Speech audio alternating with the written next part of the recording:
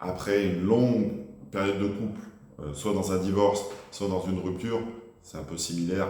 Le divorce, c'est plus compliqué, mais je parle surtout de l'impact psychologique. Vous comprenez, quand vous avez vécu 5 ans, 10 ans, 15 ans, 20 ans avec la même personne, évidemment, quand vous avez une rupture, ça doit être digéré, mais surtout, l'après, qu'est-ce qui se passe? C'est le retour à la séduction, c'est le retour sur le marché du célibat, ça peut être très compliqué.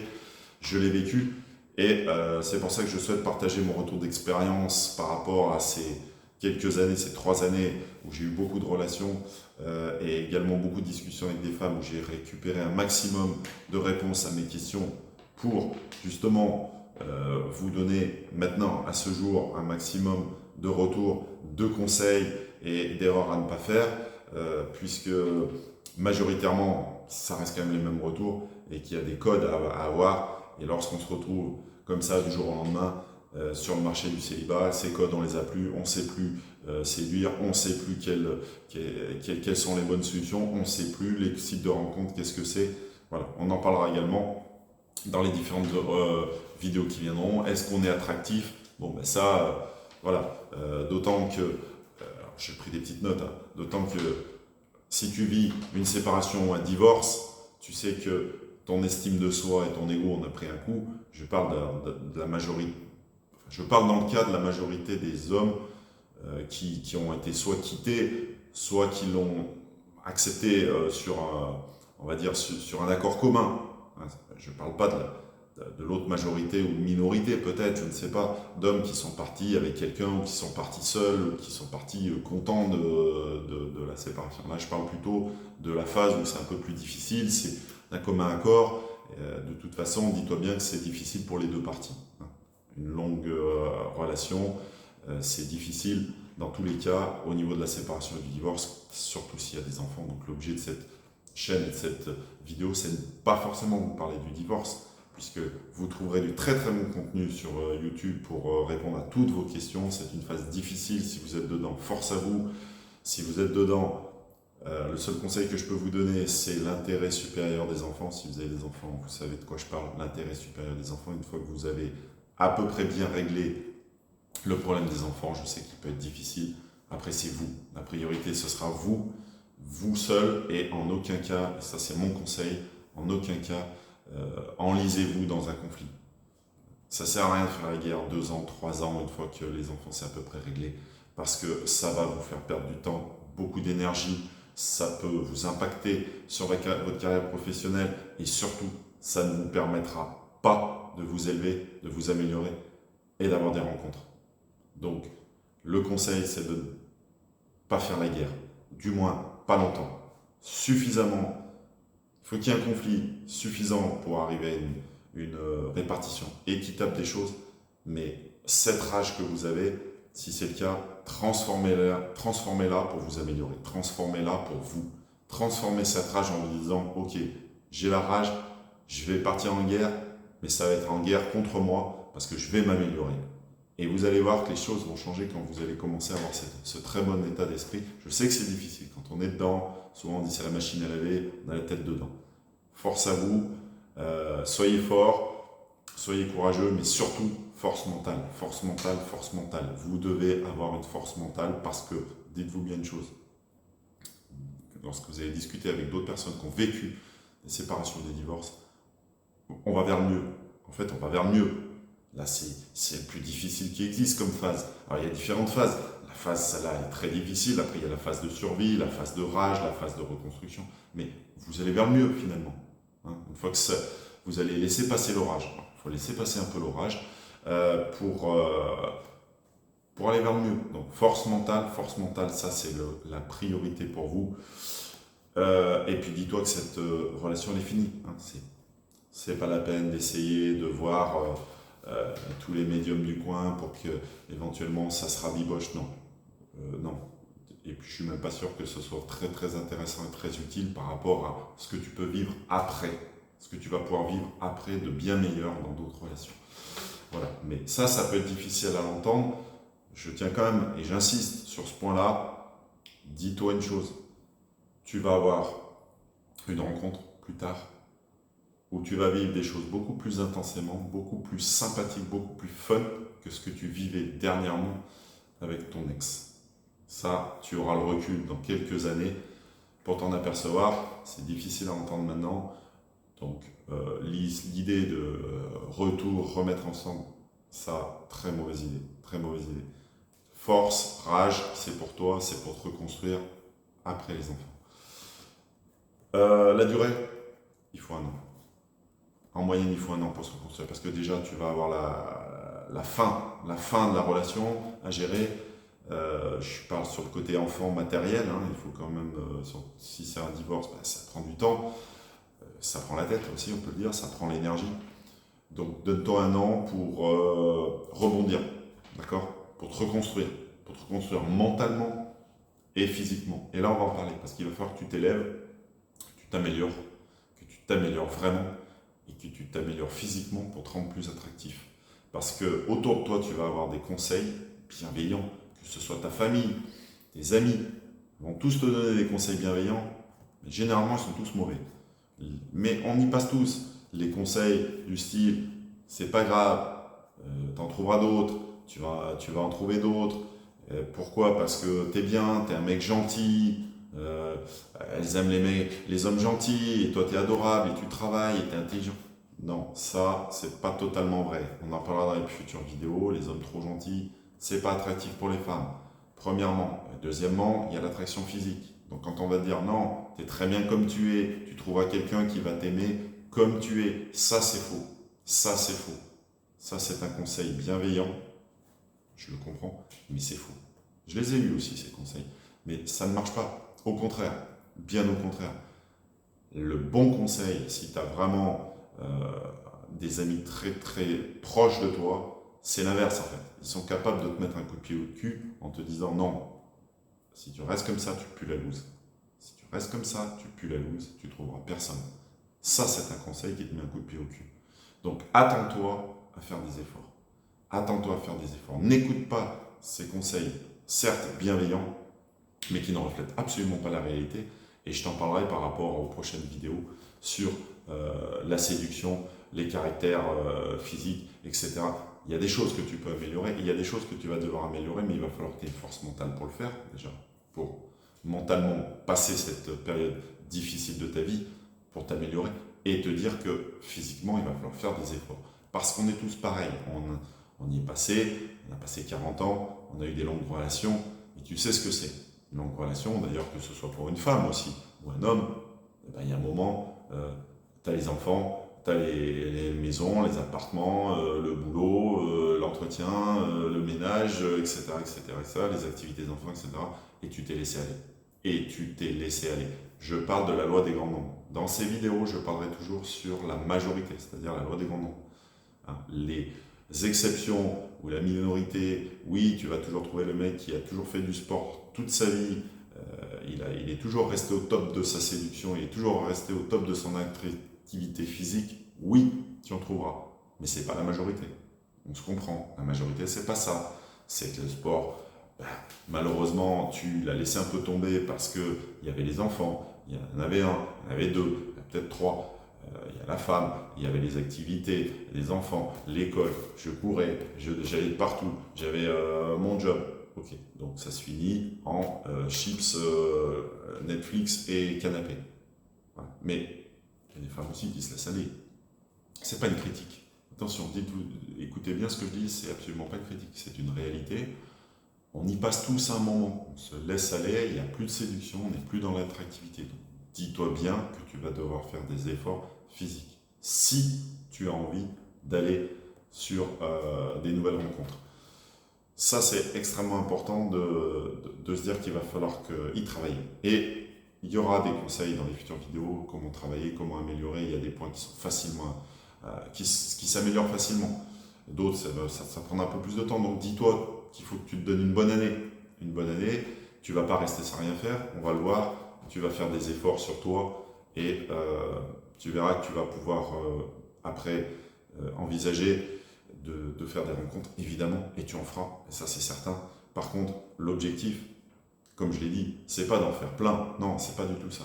L'objectif, c'est d'être en capacité de choisir la bonne personne pour entrer dans une relation équilibrée et de ne pas subir des relations déséquilibrées, des relations toxiques, des relations pas très intéressantes, tout ça parce que tu n'as pas le choix. Évidemment que lorsque tu n'as pas le choix, tu vas rentrer dans des relations qui peuvent être toxiques, nocives, sans intérêt, où tu ne vas pas t'épanouir. Donc l'objectif, c'est de se permettre d'avoir le choix sur la personne et la relation équilibrée. Et donc, d'être en capacité, évidemment, au final, de refuser d'entrer dans certaines relations par rapport à tes valeurs et par rapport aux futurs red flags. On en parlera des red flags dans les prochaines vidéos. Donc, la transition, pour moi, à la suite de cette séparation, c'est l'estime de soi. Parce qu'un divorce ou une rupture, ça attaque et ça joue sur ton estime de soi et ton ego.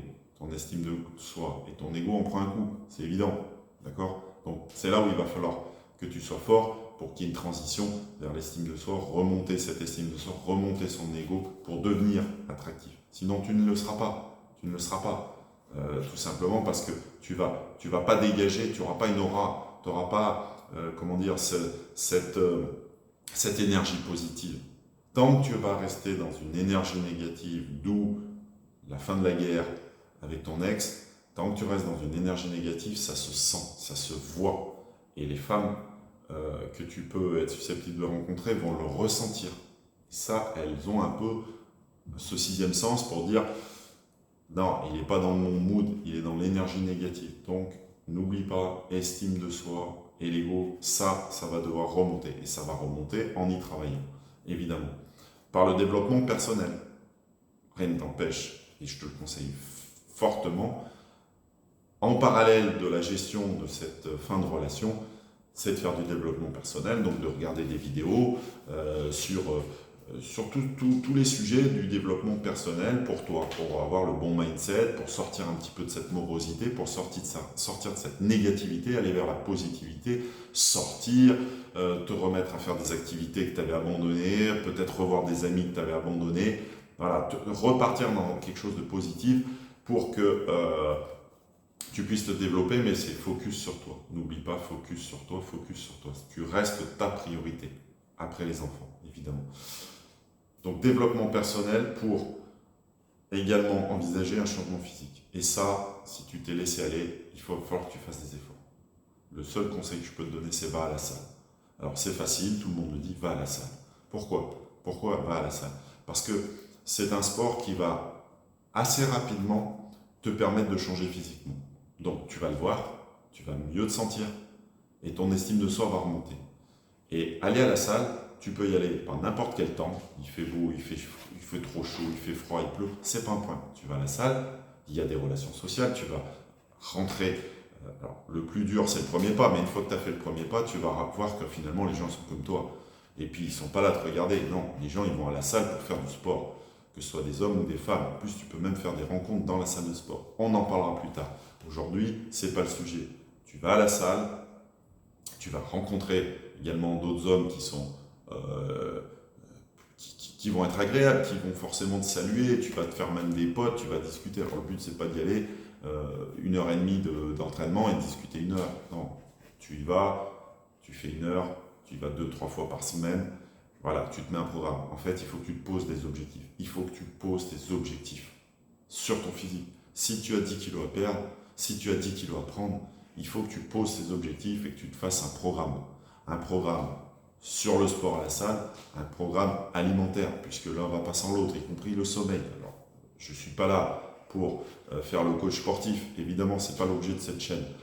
Mais tu peux aller voir tout un tas de très bons youtubeurs qui vont savoir te coacher et te donner plein de bonnes informations et plein de bons conseils sur les salles de sport, les programmes de musculation, les programmes de fitness, les programmes alimentaires et le respect du sommeil. Si tu mets ça en place sur une année, en le faisant sérieusement, sans jamais rien lâcher et en justement transformant ta rage dans la salle de sport, je te garantis que ton physique va se transformer. Je te garantis que les kilos que tu as à perdre, tu vas les perdre. Les kilos que tu as à prendre, tu vas les prendre. Ça, c'est clair. Si tu fais salle de sport 3 fois par semaine, le bon régime alimentaire, le bon sommeil, c'est clair, tu vas te transformer. Ça va te donner confiance, ça va te redonner de la confiance en toi et tu vas devenir forcément plus attractif, puisqu'on en parlera des critères physiques sur lesquels les femmes sont très sensibles.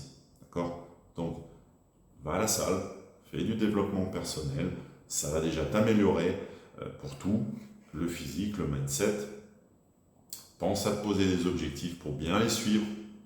Fais-toi violence. Quand tu as de la rage, va à la salle, tape dedans. Ou d'autres sports. C'est simplement que la salle, c'est la facilité. C'est la facilité pour transformer son corps, c'est celui qui va aller. En fait, c'est le sport qui va te permettre de te transformer le plus rapidement possible, puisque forcément, tu fais du fitness, de la muscu, bon, bah, voilà, c'est quand même plus efficace que si tu vas faire que du vélo. Même si j'aime beaucoup le vélo, c'est pas pareil. Après, rien n'empêche de faire du vélo à côté.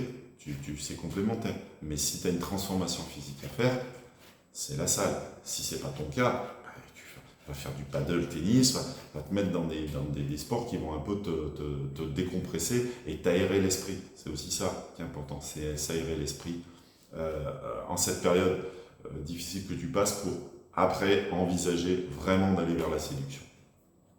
Et puis, je dirais, un des derniers points peut-être, c'est d'améliorer bien sûr ton physique, mais de regarder à ce que tu sois le plus masculin possible. On en parlera. Le but, c'est pas de devenir un masculiniste, c'est pas du tout ce que je suis en train de dire. C'est simplement qu'ils considèrent que les femmes aiment les hommes qui sont quand même plutôt masculins. Je parle dans notre tranche d'âge, une fois de plus, je m'adresse plutôt à quadragénaires, quinquagénaires. Je ne suis pas sur la nouvelle génération qui n'ont pas du tout les mêmes codes, n'ont pas du tout les mêmes envies, n'ont pas du tout les mêmes goûts, évidemment, puisque nous, on a une enfance qui a été bercée par d'autres modèles que la génération des 20 ans d'aujourd'hui. On considère que c'est pareil pour les femmes quadragénaires. Donc, elles veulent quand même quelqu'un qui soit plutôt masculin. D'accord? Je ne t'ai pas dit macho, ça n'a rien à voir. J'ai dit physiquement un côté un peu masculin. Voilà. Dernier conseil, attends réellement pour éviter les erreurs débutants. Attends avant d'aller sur les sites de rencontres ou avant de te dire c'est bon, allez j'y vais, je suis prêt, je fonce, je vais sur les rencontres. Non, parce que tu vas avoir des échecs et je pense que c'est pas le moment. C'est pas forcément le moment quand tu as l'estime de soi et l'ego qui est déjà au plus bas d'aller en plus encore te prendre des échecs. D'accord? Ou d'arriver sur des sites de rencontres, franchement, où personne ne va te donner l'heure. Voilà. Si ton physique, pour l'instant, n'est pas optimisé, pas au top, et qu'en plus, tu es plutôt dans une négativité, ça va avoir l'effet inverse. Ça va encore rabaisser ton estime de soi, parce que c'est un peu le problème des sites de rencontres. Mais je ferai une vidéo assez longue sur les sites de rencontres, il y a beaucoup de choses à dire sur ce sujet. Donc, pour moi, donne-toi l'année pour te reconstruire physiquement, pour régler certains soucis, pour te développer, même professionnellement. Tu peux également te mettre des gros objectifs professionnels pour t'améliorer, parce que ça, c'est pour toi, c'est important. Mais franchement, pas de site de rencontre. Pas de site de rencontre au début. Non, tu risques d'être déçu. Et puis, tu risques de rentrer dans ce qu'on appelle des relations pansement. Relations un peu de désespoir, des relations pansement, des choses des relations qui ne peuvent pas fonctionner parce que t'as pas encore tourné la page, t'es pas prêt. Donc voilà, une relation pansement, qu'est-ce que c'est? C'est finalement se rassurer et essayer d'oublier dans les bras d'une autre. Non. Donc tu te doutes bien que ça marche pas. Ça marche pas. Si t'es pas prêt, t'es pas prêt. C'est une erreur. Voilà. L'erreur de débutant, c'est ce qu'on appelle la relation pansement, la relation de désespoir, en se disant bah oui, mais au moins ça va aller bien, je serai avec quelqu'un. Non, parce qu'il faut que tu gardes du temps pour toi, pour vraiment te reconstruire. Si tu es avec quelqu'un, où est-ce que tu auras le temps d'aller te reconstruire, d'aller à la salle, de faire du développement personnel, etc. Cela, ça va devenir compliqué. Donc, conseil, attention à ce type de relation.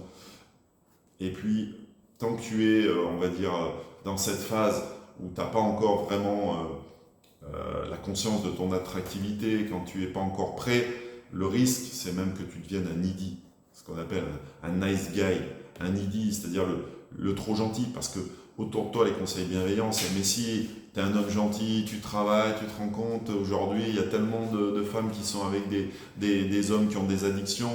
Ça, combien de fois je l'ai entendu? Oui, mais alors tu sais, aujourd'hui, les femmes qui ont passé 40 ans, elles veulent des hommes gentils. Mais vraiment gentils, pourquoi? Pas parce que, alors, entre tous les hommes qui ont des addictions, genre jeux d'argent, drogue, sexualité, infidélité, cigarettes, alcool, ou des hommes violents qui leur tapent dessus, hein, bah, toi, tu es tellement bien, un homme bien, gentil, que forcément, tu vas rencontrer, hein, ça va être facile. Donc, le risque, c'est que tu deviennes un needy, le nice guy. Ça, je ferai des vidéos un peu plus tard pour en parler. C'est absolument prohibitoire pour une femme. C'est pas du tout attirant. Justement, trop gentil, trop needy. Le nice guy, je vous invite à regarder des vidéos sur ce que c'est pas du tout attirant. D'accord? Donc, évidemment, on ne se dit pas d'être un bad boy, c'est pas le sujet. On en parlera un peu plus tard. Donc, le risque, c'est quand tu es dans cette situation un peu de négativité, et avec ces conseils bienveillants autour de toi, c'est que tu as tendance à rentrer un petit peu dans ce mood, le mood de nice guy. Enfin, évidemment, pour certains, tu peux avoir peut-être l'attractivité pour être ce qu'on appelle un queutard, pour enchaîner un peu sur un sentiment de vengeance, ça aussi, moi je te le déconseille. Après tu fais comme tu veux, évidemment, mais je vois pas vraiment l'intérêt. Le but c'est de te concentrer sur toi, c'est pas de perdre ton temps à enchaîner et à devenir ce qu'on appelle un queutard. Je vois pas, en plus tu vas avoir une mauvaise réputation, au final, bon, c'est sans intérêt à mon sens. Et enfin, dernier conseil avant la fin de cette vidéo, très très important également dans le mood, c'est de rentrer dans ce qu'on appelle le NoFap, c'est-à-dire no porno, no masturbation. Pas de porno, pas de masturbation. On n'a pas dit pas de relation sexuelle, ça n'a rien à voir. Donc je t'invite également à regarder ce que c'est que le NoFap, quels sont les bienfaits du NoFap. Sur YouTube, tu trouveras plein de vidéos. Ça va te permettre d'avoir de l'énergie, une bonne énergie. Tu vas passer sur tes objectifs et puis surtout d'éviter de rentrer dans une addiction au porno qui est complètement une catastrophe, mais vraiment une catastrophe pour les relations hommes-femmes et tes futures relations. Voilà. Donc évite de tomber dans ce piège. Voilà, ton énergie, tu la passes à la salle, tu la passes avec tes enfants, tu la passes à ton boulot, pour ta carrière, et ensuite tu vas voir que ça va venir tout seul. Ton attractivité va être à la hausse. On en parlera sur les prochaines vidéos. En attendant, si tu es dans le dur, je te souhaite du courage, force à toi, dis-toi bien qu'après l'orage, il y a le soleil, c'est une réalité, ça va aller vers le mieux. Sois fort, et pour les célibataires, à la prochaine.